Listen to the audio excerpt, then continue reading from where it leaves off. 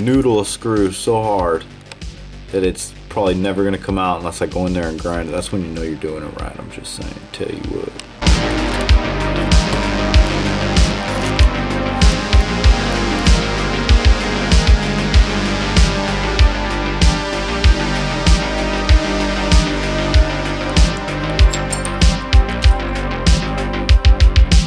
So we just got the motor plate off, and I just wanted to show you guys in here. I don't know if this will actually show up on camera. But that pinion gear looks awesome.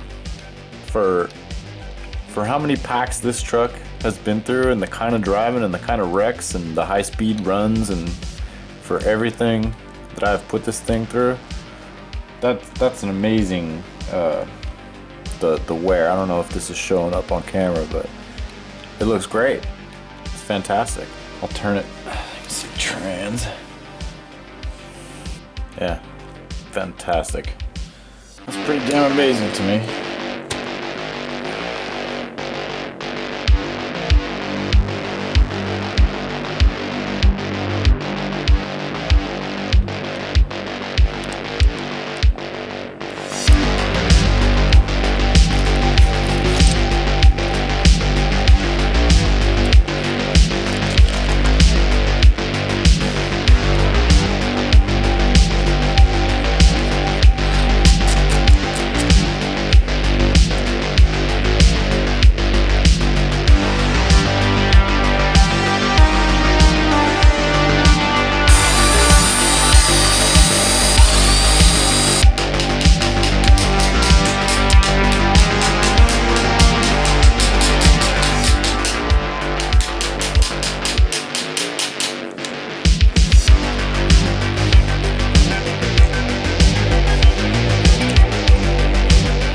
Helpful tip is to actually just put a little label and then separate, you know, front section, rear axle.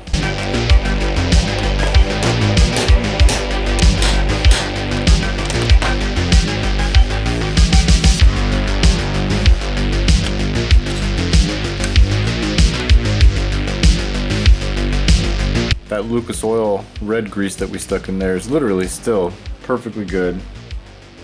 Hasn't really dissipated.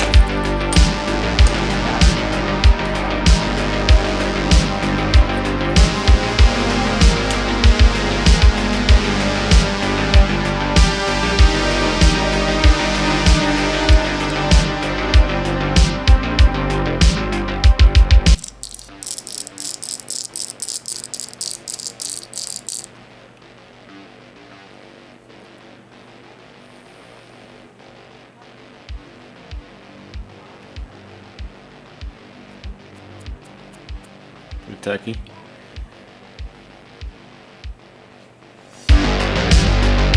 We got everything completely disassembled, and we just started going through and started actually doing some detail cleaning, getting inside of here and doing real detail cleaning, soaking.